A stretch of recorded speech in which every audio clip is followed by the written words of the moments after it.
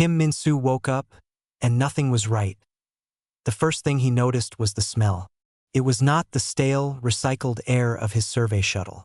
This air was thick, clean, and carried a scent like a forest after rain, mixed with something sharp and sweet, like crushed mint and ozone. He breathed in deeply and his chest ached with a dull, deep pain that he opened his eyes. He was lying on a bed, but it was not a normal bed. It glowed with a soft, gentle light, like the light from a firefly. The surface beneath him was warm and slightly soft, like living moss. The light pulsed slowly, and with each pulse, the ache in his chest lessened just a little. The ceiling was not metal. It looked like woven branches and deep green leaves, but the leaves themselves gave off a soft blue light. He tried to move his head. A wave of dizziness hit him. Memories flashed. A loud roar, the shuddering of his small ship, red warning lights, rocks crashing against the viewport, the landslide on that lonely moon. "Do not move too quickly," a voice said. It was a calm, clear voice. It was not speaking Korean, but he understood it perfectly. A translation device somewhere, he thought. He turned his head toward the voice. Sitting on a simple stool beside his bed was a woman. But she was not human. Her skin had a soft, pearly sheen, like the inside of a seashell. Her hair was very pale, almost white, and fell straight to her shoulders. Her eyes were large and a dark, gentle brown, but they had a second, thinner eyelid that blinked sideways. She wore simple clothes of a gray, fabric-like material that seemed to shift slightly in the light. She looked at him with an expression of deep focus and quiet care. "Where am I?" Min-soo asked. His own voice sounded rough and dry. "You are in a place of healing," the woman said. "My name is Lee Yuna. I am a healer. I found you in the metal wreckage. Your body was badly broken. Your machine was dead." Lee Yuna, a simple Korean name.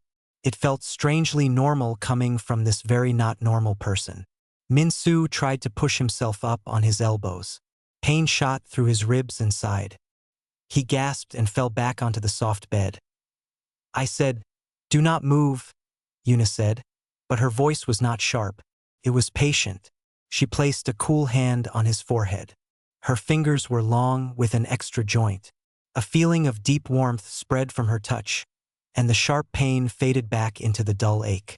"Your bones are still mending. The living bed helps, but it takes time." "My crew?" Min-soo asked, though he already feared the answer. He had been alone on the survey mission. Yuna's peaceful expression wavered for a second. "There were no other life signs. Only you." "I am sorry." Min-soo closed his eyes. He was a geological surveyor from Busan. He was used to being alone on rocky, empty worlds, looking for useful minerals. He was not used to being the sole survivor. He was not used to alien healers and glowing beds. "What are you?" he whispered. "We are called the Ethel," Yuna said. "We live here. We prefer the quiet places. We are good with living things. With biology." She gestured to the room. The walls seemed to be made of a smooth, polished wood, and veins of soft light traveled through them like sap. A small pool of clear water in the corner shimmered with its own internal light. Everything was calm and quiet and alive. "You saved my life," Min-soo stated. "It is what we do," Yuna replied simply. She offered him a cup made from a dark shell. It held a clear liquid. "Drink. It will help with the thirst and give your body energy to heal." Min-soo drank. The liquid was cool and tasted like green tea and honey. He felt immediate strength flowing into his tired limbs. The technology, if it was technology, was incredible. It was nothing like the cold, clinical medbays on human stations. For the next few hours, Yuna tended to him. She checked his injuries without scanners, just her hands hovering over his body, feeling the energy of his healing bones and muscles. She brought him simple food, soft fruits, and a kind of bread that tasted nutty and sweet. She spoke little, but her presence was comforting as the soft, eternal twilight of the room continued. Min-soo started to feel more like himself. The terror of the crash began to recede, replaced by gratitude. He was lucky. He had been found by a kind, capable person. Soon, he could contact the Commonwealth, get a rescue ship. He could go home. Yuna finished smoothing a salve on a cut on his arm. The salve sank into his skin and the cut faded almost instantly. She looked at him then, and her calm, dark eyes were filled with a sadness so deep it made Min-Su's breath catch. "You need to regain your strength quickly, Min-Su," she said softly. Her voice was barely a whisper, as if afraid the walls might hear. "I am feeling better already," he said, trying to smile. "Thanks to you." She shook her head slowly. The pearly skin on her face seemed to tighten with worry. "The quiet here," she said, glancing around the peaceful, glowing room. "It is a lie. You must be ready." She stood up and walked to the doorway, leaving him alone with the pulsing light of the bed and a sudden, cold knot of fear in his stomach, deeper than any pain from his injuries.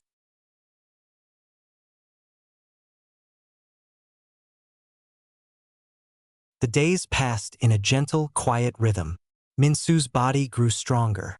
The living bed, which Yuna called a Moksun, seemed to learn his injuries, pulsing warmth precisely where it was needed. He could walk now, slowly, around the single circular room that was his healing space. Yuna was a constant presence. She was patient and calm. She spoke little about herself or her people, the Ethel. Instead, she asked him questions. She was curious about his life. "This Busan," she said one day, as she prepared a herbal paste. "It is a place of many humans?"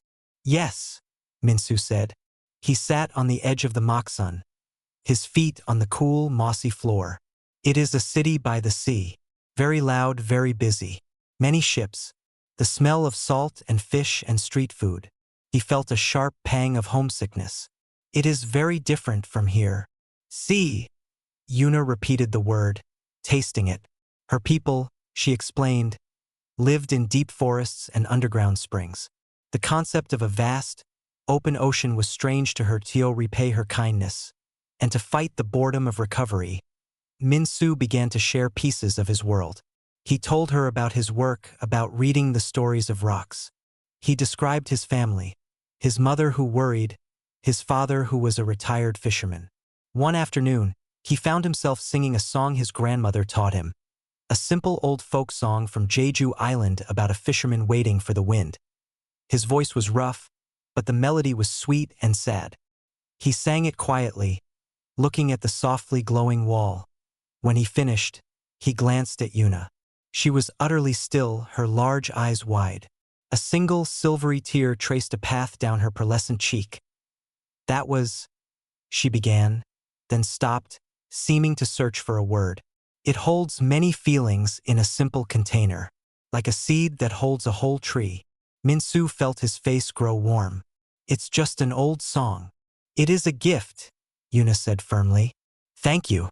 The next day, she offered a gift in return. She placed her hand on the wall of the room. "Watch," she whispered. She closed her eyes. A soft hum, almost below hearing, came from her. The veins of light in the wall brightened. They began to flow, not randomly, but in a pattern. The light pooled and swirled, forming the rough shape of a flower, then a star, then a flowing stream. It was a silent, beautiful light show. "We talk to living things," Yuna explained, her hand still on the wall. "Not with words, with feeling, with intention. This place is not built. It is grown, and it listens." She moved her hand to a small, wilted vine near the door. She touched a leaf. Under her fingertips, the leaf regained its deep green color. The vine straightened, reaching for the light it could not see. Min-Su watched, amazed. This was not just advanced science. This was a deep connection he could not fully understand. Despite this growing trust, Min-Su noticed a shadow behind Yuna's calmness. Sometimes, when she thought he was sleeping, she would look at a small, clear crystal disk. Images of strange symbols and flowing lines would appear above it. Her face would become tight, her shoulders tense. One day, as he practiced walking the room's perimeter, he asked, "When can I contact my people? The Commonwealth must have a search looking for my shuttle." Yuna, who was sorting leaves, went very still. She did not look at him. The communication devices here are limited, she said carefully. But there must be something, Minsu pressed. A beacon, a relay. My company will be looking. My family. The thought of his mother's worry made his chest tight. Yuna finally looked up. Her dark eyes were filled with that same deep sadness he saw on the first day. The signals from this world are being monitored, she said, her voice low. It is not safe to send a message. Monitored? By who? Minsu asked, stopping his walk. Pirates? Rogue miners? His mind went to the dangerous elements at the edge of known space. Yuna opened her mouth to answer, then closed it. She shook her head. It is complicated. You are not yet strong enough for this talk. Before Minsu could argue, it happened. A deep, low vibration passed through the floor. It was not like the gentle pulse of the mock sun. This was a heavy, mechanical thrum that made the cups of water ripple and sent a shower of glowing spores from the ceiling. It was the sound of something huge and powerful, something made of metal, not living wood. It was the sound of his old world. The vibration lasted for 10 seconds. Then the silence returned, but it was a different silence. It was a waiting, fearful silence. Yuna's face had lost all its color. She looked at the ceiling as if she could see through it, her body rigid with an emotion Minsu now recognized as pure dread. What was that? Minsu whispered. The cold knot from his first day returning to his stomach. Yuna's eyes met his. The calm healer was gone. In her place was a frightened woman hiding in her own home. They are digging, she said, her voice hollow. They are close.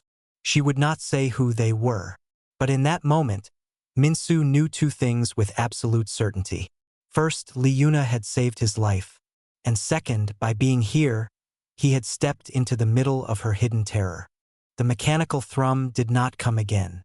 But its memory hung in the air of the healing room like a bad smell. The peaceful glow of the walls now felt like a disguise. Minsu watched Yuna. She moved quickly, quietly. She checked the doorway. She placed her hands on the walls, her eyes closed, as if listening. We need to move you, she said finally. Her voice was all business now. The gentle, curious woman was hidden away. Move me where? Why? Minsu asked. He stood up, his body protesting. He felt stronger, but not strong enough to run. Deeper, was all she said. She went to a part of the wall that looked no different from the rest. She pressed her palm against it and hummed a low, steady note. The wall shivered. A seam appeared, and a section of the living wood curved inward, opening a passageway into darkness. The air from inside was cool and damp. Go, Yuna said. I will bring light. Minsu did not argue. The fear on her face was reason enough. He ducked into the passage. It was tight, the walls smooth and organic. Yuna followed. Behind her, the doorway sealed itself, leaving them in utter blackness. A soft green light bloomed from Yuna's hand, came from her skin itself. It lit up her anxious face and the narrow tunnel ahead. They walked in silence for a long time. The tunnel sloped downward. The only sounds were their breathing and the distant drip of water. They came to a small, round chamber. It had a pool of still water and a few flat stones. Felt like a hiding place. Yuna sat on a stone, her shoulders slumping. The green light from her hand wavered. Minsu sat across from her. Yuna, he said, keeping his voice calm. Who is digging? Who is monitoring the signals? She looked at the dark pool. For a long time, she said nothing. He thought she would not answer. Then she took a deep, shaky breath. You think the Galactic Commonwealth is a good thing? She began, not as a question but as a statement. A union of species. Peace. Cooperation. It's supposed to be, Minsu said. He had never thought much about it. It was just the government that made the rules for travel and trade. It was just there. For some species it is, Yuna whispered. For species that think like you. For species that build machines and cities and want the same things. For species that are not too different. She looked up at him, her dark eyes reflecting the green light. My people, the Ethel, we are different. We talk to growing things. We heal with touch and intention. Our technology is alive. To your leaders, this is not just strange. It is uncontrollable. A cold feeling started in Minsu's gut. What does that mean? There is a part of your commonwealth, Yuna said. Her words came out slowly, as if each one caused her pain. A secret part. It is called the Bureau of Species Harmony. Their job is not to help species join. Their job is to manage problems. And we are a problem. She told him then. She told him the terrifying secret. The Bureau did not start wars. They did not use guns or bombs. They used paperwork and science and silence. If a species was deemed too difficult to absorb, too potent or too strange, the Bureau began a quiet process. They called it gentle integration. They make a world sick, Yuna said, a silver tear falling into the pool. They introduce a subtle chemical to the water, a genetic tweak to the pollen. Over generations, our women cannot have children. Our crops grow weak. Our connection to the living world fades. It is slow. It looks like nature. It looks like a sad decline. It looks like our time is simply over. Minsu stared at her. His mind rejected it. It was too cruel, too cold. That's genocide, he breathed. It is tidy. Yuna corrected him, her voice hollow. It is clean, and it leaves no evidence for the public to see. The story becomes that we are a dying race, and the Commonwealth is kindly giving us protected space to live out our last days. She gestured to the dark walls around them. This is not a home. It is a beautiful cage, and we are waiting to die. Minsu felt sick. He thought of the proud, busy humans of the Commonwealth. He thought of his own family, good people who believed in peace. They had no idea. But why save me? If humans are doing this, why risk everything for me? Yuna looked at him directly. Because you are a person who was hurt. It is what we do. It is who we are. Even if your people are killing mine. She said it without anger, only deep sadness. Then she delivered the final blow. The landslide that caught your shuttle. It was not natural. The Bureau has an excavation site on the far side of this moon. They are looking for the deep roots of our bionetwork to poison it at the source. Your survey path crossed theirs. The seismic charge they set off, it caused your landslide. You were not an accident, Minsu. You were collateral damage. Minsu's breath left his body. His crash, his pain, his near death. It was not bad luck. It was because of this secret, silent war. Yuna leaned forward, her light making her face look ghostly. And if the Bureau finds you here, alive with me, they will know you have learned the truth. They cannot let you leave. To protect their secret, their harmony, they will kill you. They will say you died in the crash. No one will ever question it. The silence in the dark chamber was total. The last piece of safety, the idea of rescue, shattered.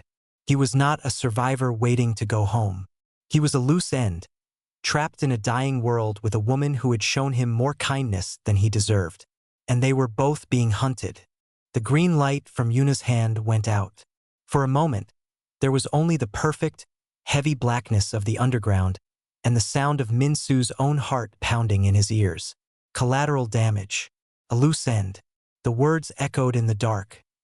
Then, a new light began. It was a soft, blue-white glow that seeped from the walls of the chamber itself. It was faint, but it was enough to see Yuna's face, pale and set with determination.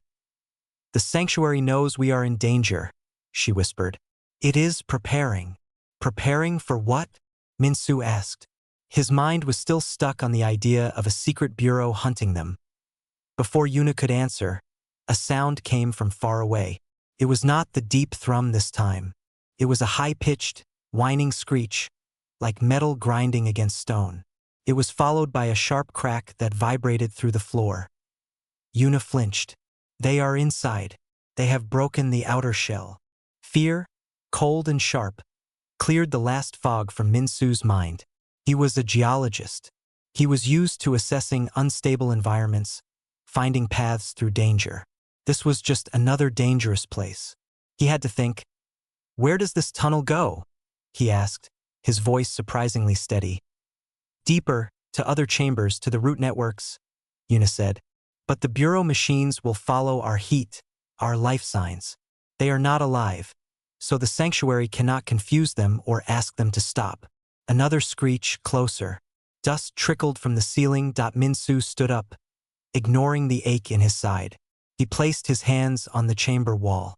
It was warm and vibrated with a fast, nervous rhythm. You said this place is alive. It grows. Does it listen to the rock? Does it know the shape of the ground underneath us?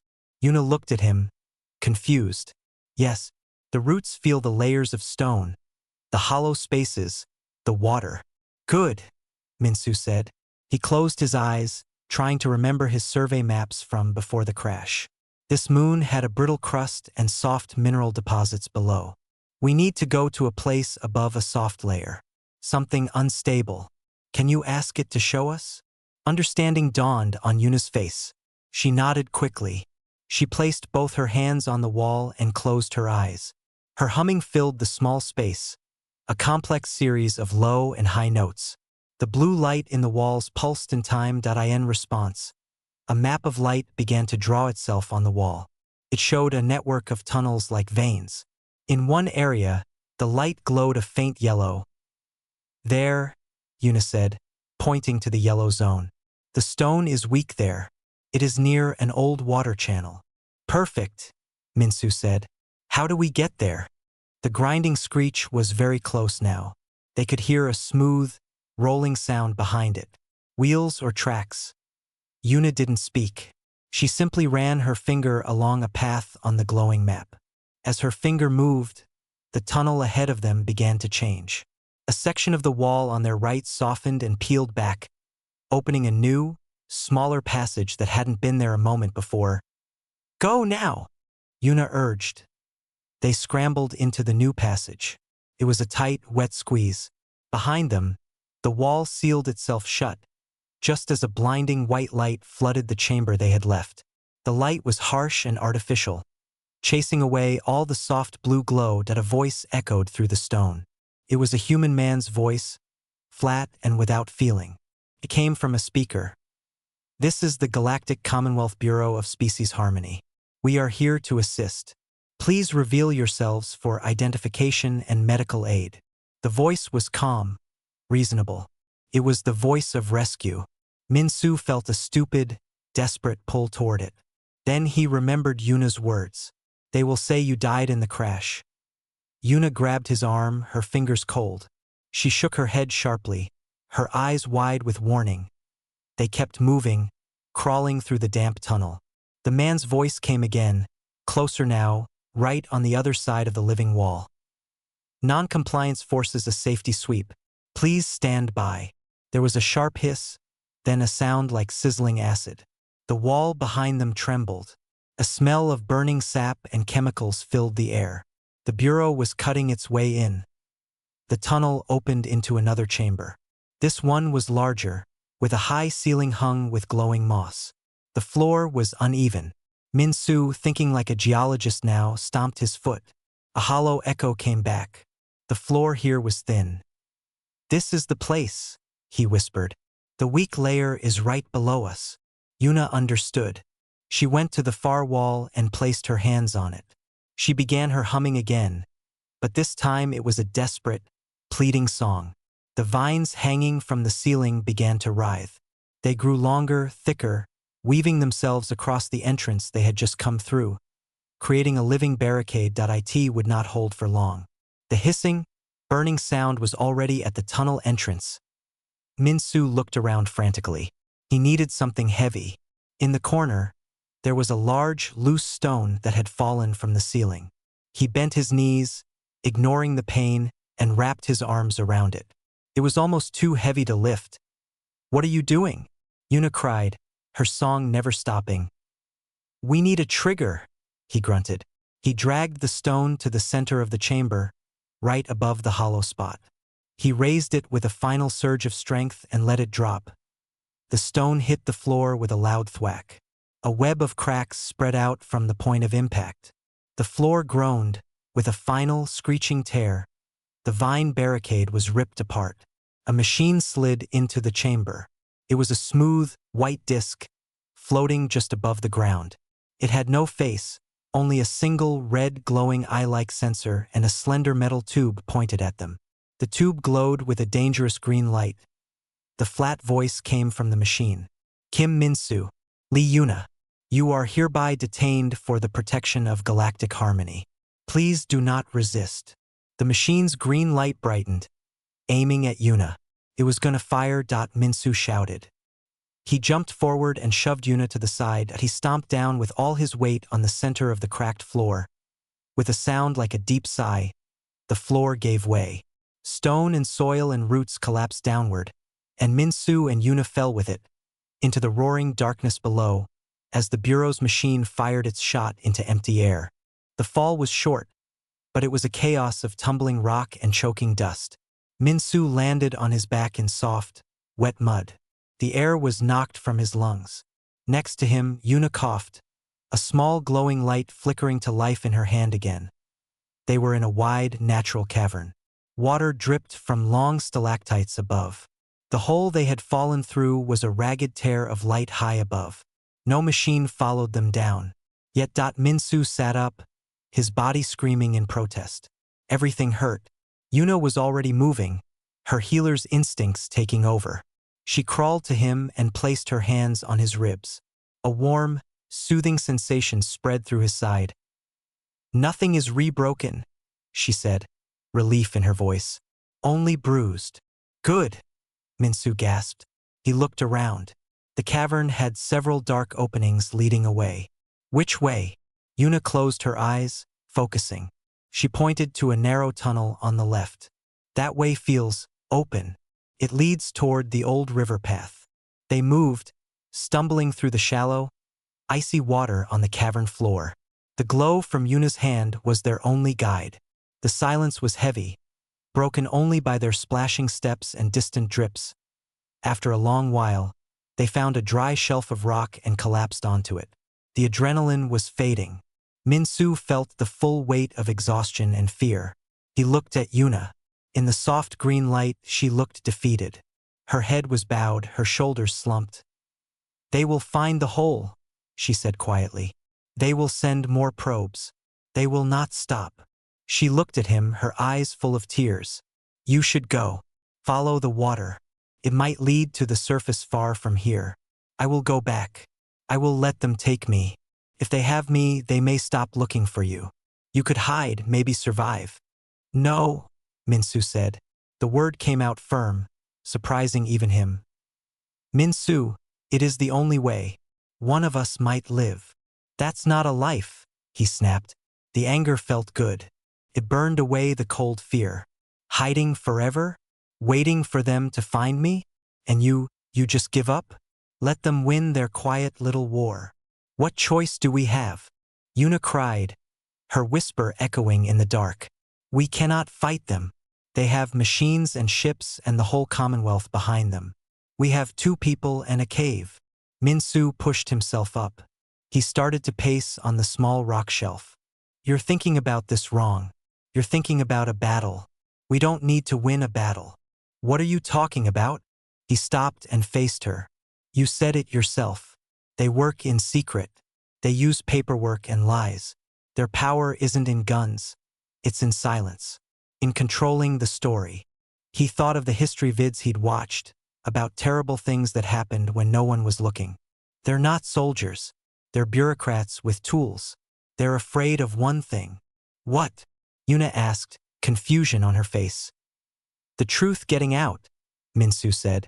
A plan, wild and desperate, began to form in his mind.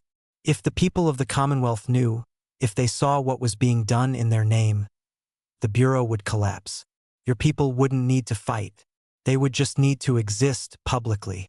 The pressure would stop the poisoning. Yuna stared at him. How? We are trapped here. All communication is monitored. Min-soo's mind raced, flipping through memories of his crash site. My shuttle.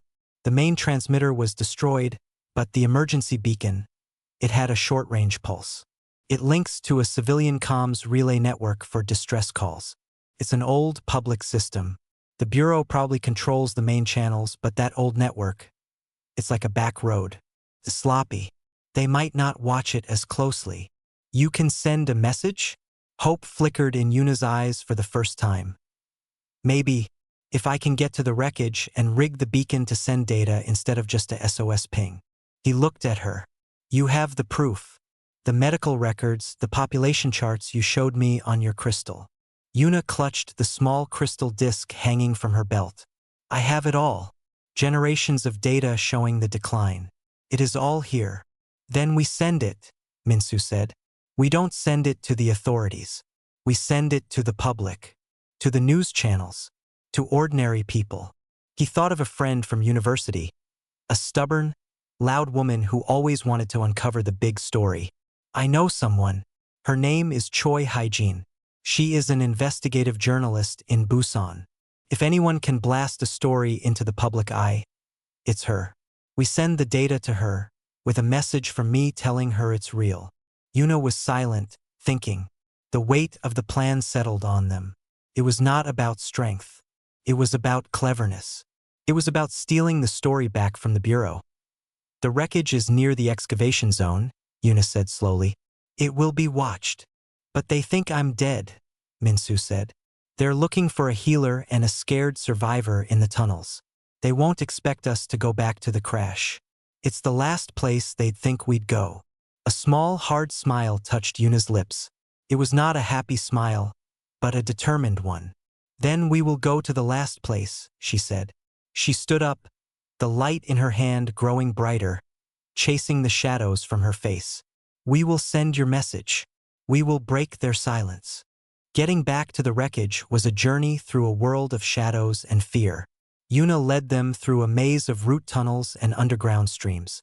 She used her connection to the living network to guide them, feeling for the vibrations of machines above, choosing paths that smelled of clean earth and not of metal or exhaust. Minsu followed, his body a chorus of aches. He was no longer a passenger or a patient. He was a partner in a desperate plan. He focused on the technical problem.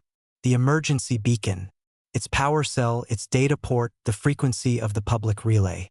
He turned the steps over and over in his mind, a mental checklist to keep the terror at bay. They finally stopped at the base of a narrow vertical shaft. A faint gray light filtered down from above. The air here smelled different. Burnt plastic, ozone, and cold dust. This is the place, Yuna whispered, her voice barely audible. Above is the edge of the landslide zone.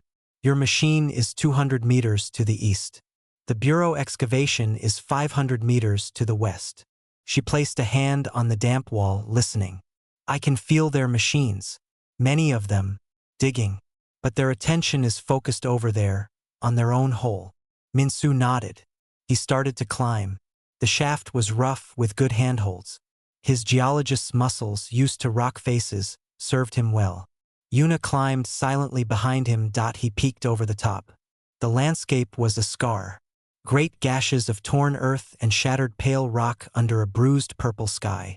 The remains of his survey shuttle were a crumpled silver pod half buried in dirt, about the size of a small truck. It looked like a discarded toy. In the far distance, he could see the sharp, angular outlines of Bureau ground crawlers and a tall drilling rig.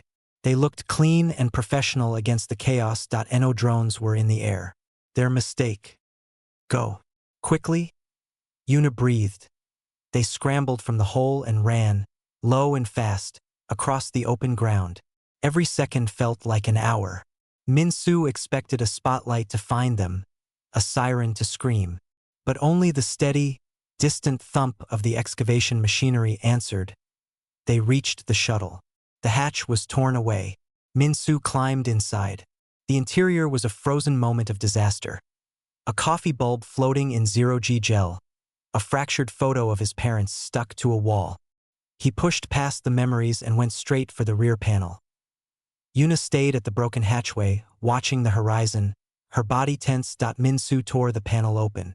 There it was, the emergency beacon, a small red box with a simple interface.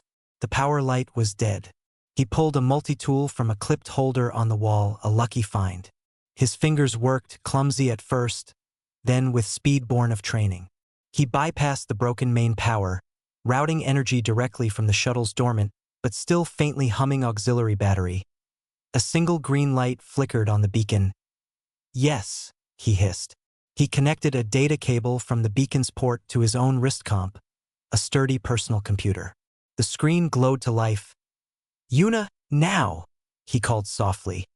She was at his side in an instant. She handed him the clear crystal disk. He slotted it into the wrist comp's reader. Files bloomed on the screen, complex biological charts, population graphs with lines that plunged downward, chemical analyses of water and soil. The story of a slow, invisible murder. He set the beacon to broadcast on the public distress band, but instead of a SOS, he piggybacked the entire data packet. He typed a text message, his fingers shaking. Hi Jean, this is Minsu. I am alive. This data is real. The Commonwealth is killing the Ethel people secretly. The Bureau of Species Harmony is doing it. They tried to kill me. I am attaching everything. Tell everyone. Please, trust me. He attached the files. He entered Hygiene's public comm code. He set the beacon to repeat the transmission every 30 seconds until its power died. He looked at Yuna. Ready. She nodded, her eyes on the screen, on the story of her people leaving this world for the first time. Ready. Minsu took a deep breath and pressed send. A progress bar flashed on his wrist comp. 1%, 5%, 20%. The data was streaming, shooting up from the wreckage toward the old relay satellite in high orbit. 50%. A new sound cut through the thump of distant digging. A high-pitched, scanning whine. Close. Yuna spun toward the hatch. A drone. It's patrolling. 70%.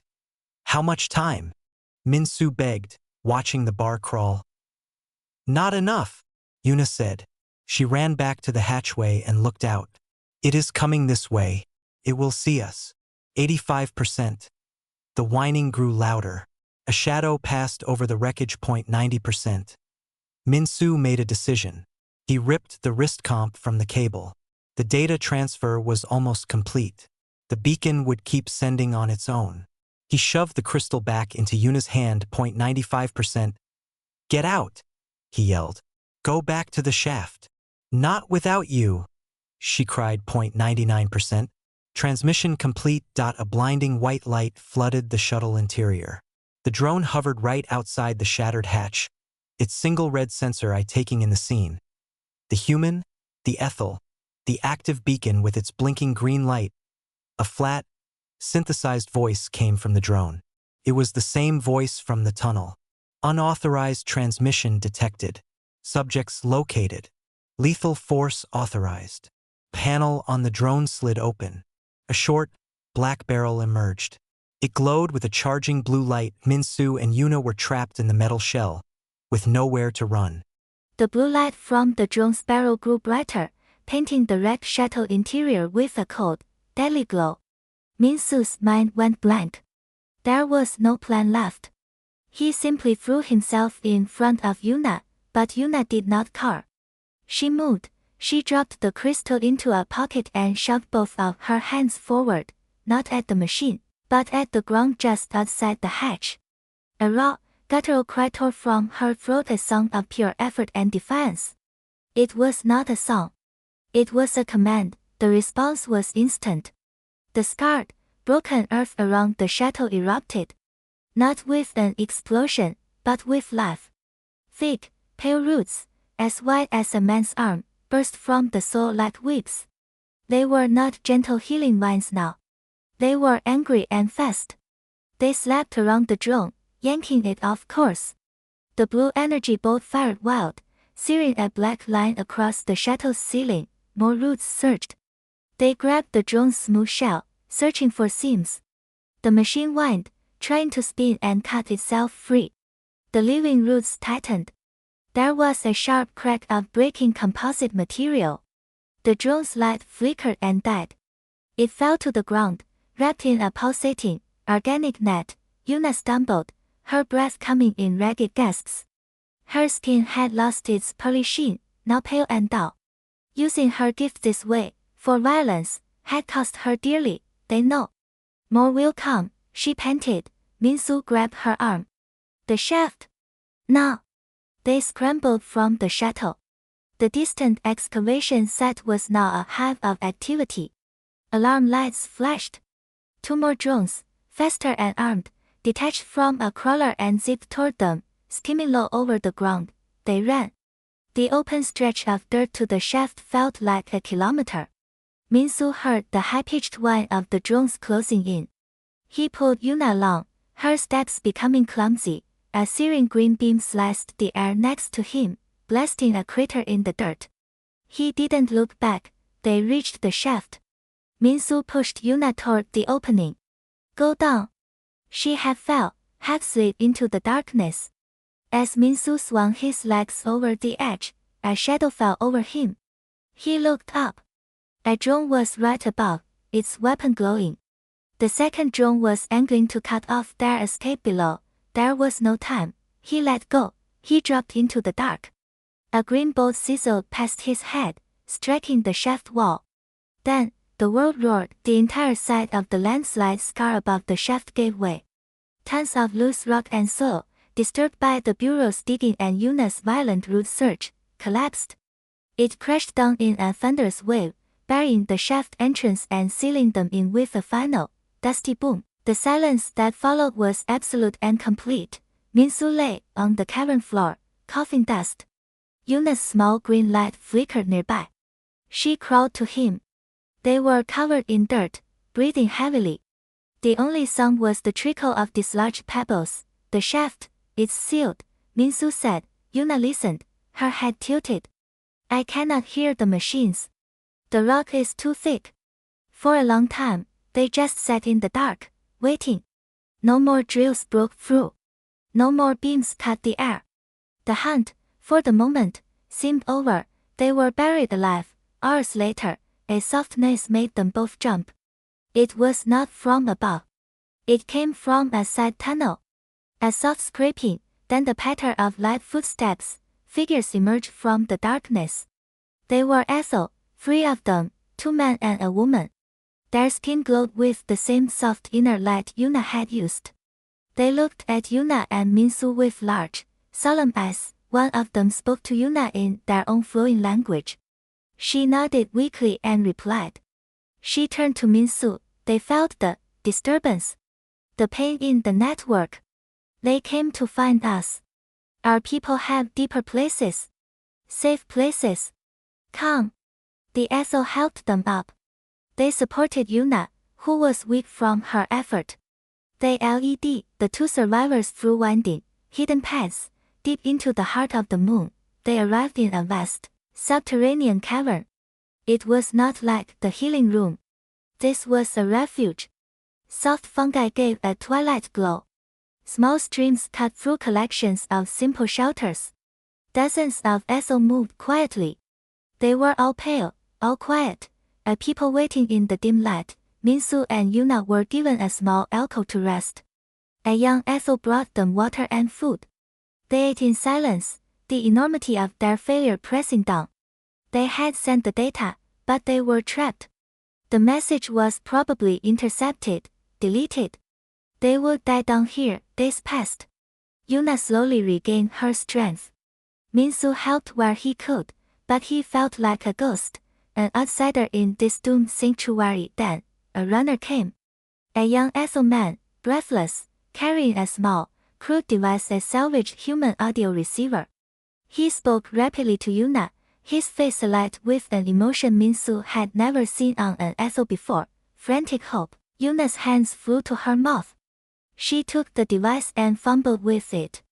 She held it out, static hissed, then a voice crackled through.